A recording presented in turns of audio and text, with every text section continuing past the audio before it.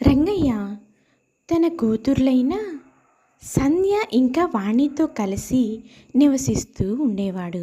సంధ్య పల్లెటూరి అమ్మాయి, పెద్దగా చదువుకోలేదు, ఇంటి పనులు చేసుకుంటూ ఉంటుంది.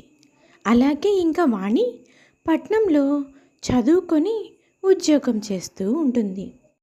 అమ్మా సంధ్య, నీకు పెళ్లి చేద్దాం అనుకుంటున్నానమ్మా. నీకు పెళ్ళైతేనే కదా తర్వాత మీ చెల్లికి కూడా పెళ్లి చేయగలను. అందుకే ముందుగా నీకు మంచి సంబంధం చూశాను. అబ్బాయి పట్నంలో పెద్ద ఉద్యోగం చేస్తున్నాడమ్మా. నువ్వు కాలు కింద పెట్టే పని లేదు. ఇక్కడ పడినన్ని కష్టాలు నువ్వు అక్కడ పడనక్కర్లేదు. చిన్నప్పుడే నీ తల్లి చనిపోవడంతో నీ చెల్లికి తల్లివై తనని పెంచి పెద్దదాన్ని చేశావు. నువ్వేమో చదువు సంధ్య లేకుండా ఇలా ఉండిపోయావు. అందుకే నీకు మంచి పట్నంలో ఉన్న సంబంధం చూశాను. నువ్వేమంటావు? నాన్న, చిన్నప్పటి నుంచి నాకేం కావాలన్నా మీరే చూసుకునేవారు. ఇప్పుడు కూడా మీరే చూసుకోండి నాన్న. నాకు ఎలాంటి సంబంధం చేస్తే నేను బాగుంటానో మీకన్నా ఇంకెవరికి తెలుసు? మీరు ఏ సంబంధం చూసినా నేను ఆ అబ్బాయిని పెళ్లి చేసుకోవడానికి సిద్ధంగానే ఉన్నాను నాన్న అని సంధ్య పెళ్ళికి అంగీకరిస్తుంది. అక్క, ఏంటక్క నువ్వు కనీసం అబ్బాయిని కూడా చూడకుండా, అబ్బాయి అందంగా ఉన్నాడో లేడో కూడా తెలుసుకోకుండా అలా నాకు పెళ్ళి ఇష్టమే అని చెప్పావు. అదే నేనైతే ఆ అబ్బాయితో 2 రోజులు మాట్లాడి కానీ ఏ నిర్ణయానికి వచ్చేదాన్ని కాదు. నువ్వు చాలా అప్డేట్ అవ్వాలక్క. ఇంకా ఇలా పల్లెటూరి బయతులాగా ఉండకూడదు. చెల్లి, చిన్నప్పుడే మన అమ్మ చనిపోతే నాన్న మళ్ళీ పెళ్లి చేసుకోకుండా మనిద్దరినీ ఇంతలా పెంచాడు. ఇంతకన్నా మనకి నాన్న ఎలా ప్రేమ చూపిస్తాడు?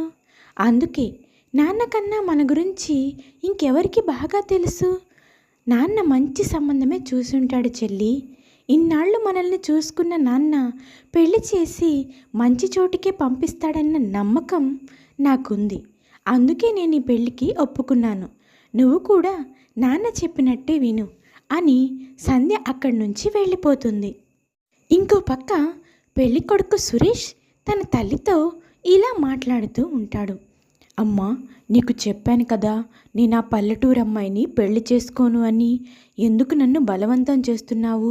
నువ్వు గనక ఇలా చేశావంటే నేను ఇంట్లో నుంచి వెళ్ళిపోతాను. నాకు ఇష్టమైన అమ్మాయిని నేను పెళ్లి చేసుకుంటాను. నేను కూడా చెప్పాను కదరా నువ్వు సంధ్యనే పెళ్లి చేసుకోవాలి అని. సంధ్య వాళ్ళ నాన్నకి మీ నాన్న చిన్నప్పుడే మాట ఇచ్చారంట. సంధ్యను నువ్వు ఖచ్చితంగా పెళ్లి చేసుకొని తీరాల్సిందే. ఇంట్లోంచి బయటికి పోతావా? పోరా పో. ఆస్తి మొత్తం ఏ అనాథాశ్రమానికో రాసేస్తాను. అప్పుడు హాయిగా నేను కూడా వెళ్ళి అనాథాశ్రమంలోనే ఉంటాను. నీకు ఆస్తిలో ఒక్క రూపాయి కూడా అవసరం లేదనుకుంటే నువ్వు చెప్పినట్టే వెళ్ళిపో.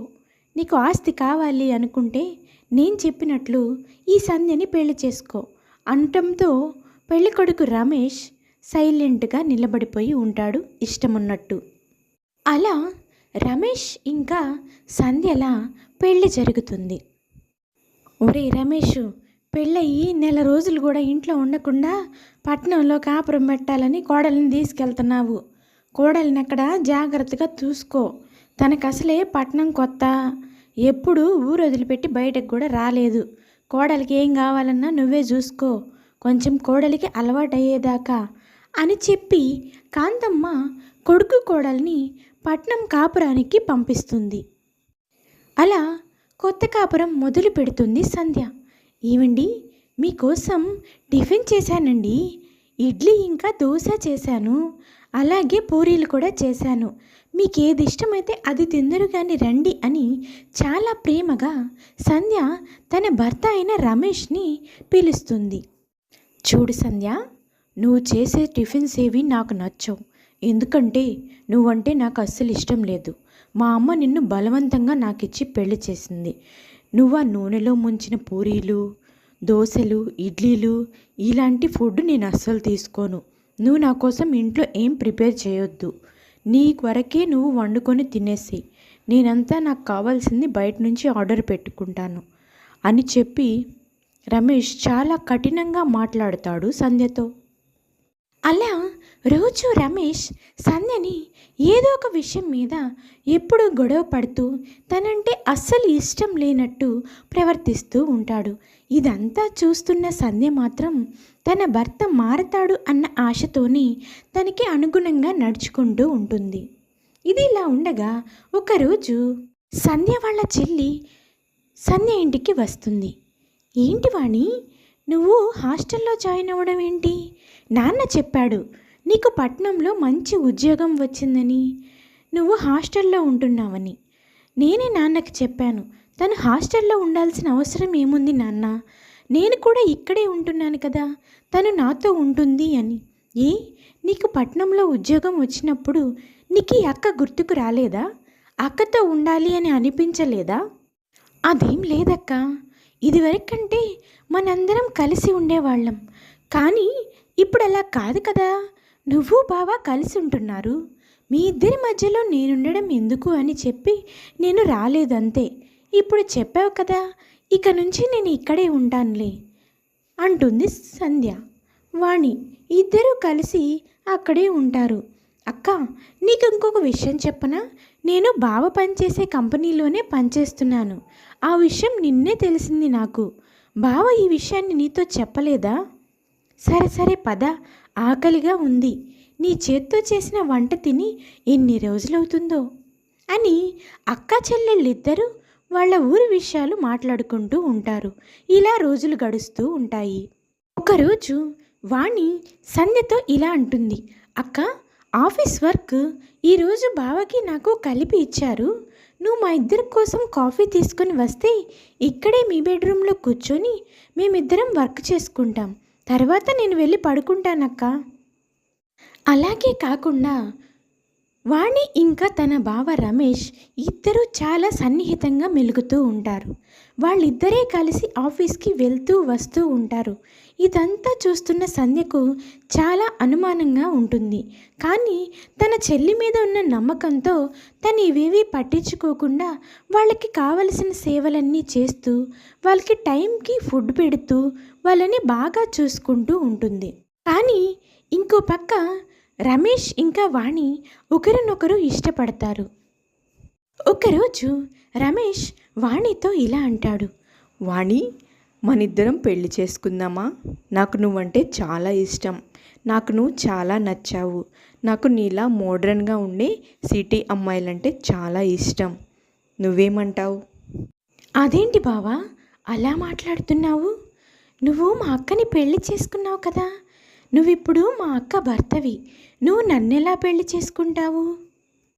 లేదు వాణి, మీ అక్కంటే నాకు అస్సలు ఇష్టం లేదు. మా అమ్మ తనని నాకు బలవంతంగా పెళ్లి చేసింది. కావాలంటే మీ అక్కను అడుగు. పెళ్ళైన మొదటి రోజే మీ అక్కకు ఈ విషయాన్ని చెప్పాను. నువ్వు సరే అంటే మీ అక్కకు విడాకులు ఇచ్చి నిన్ను పెళ్లి చేసుకుంటాను, నువ్వేమంటావు?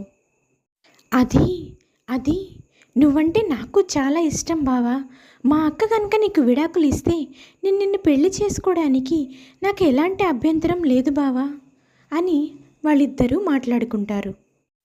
ఏమైందో ఏమో తెలియదు కానీ ఒకరోజు సడన్గా రమేష్ ఇంకా వాణిలు పెళ్లి చేసుకొని సంధ్య ముందుకు వస్తారు. సంధ్య గుండె ఒక్కసారిగా పగిలిపోతుంది. చెల్లి, వాణి, నువ్వేనా? నాకింత నమ్మక ద్రోహం చేస్తావా? చిన్నప్పటి నుంచి తల్లిలాగా నిన్ను నా గుండెల్లో పెట్టుకొని పెంచితే నువ్వు నన్ను ఇంత మోసం చేస్తావా? నీకు ఇలాంటి బుద్ధి ఎలా పుట్టింది?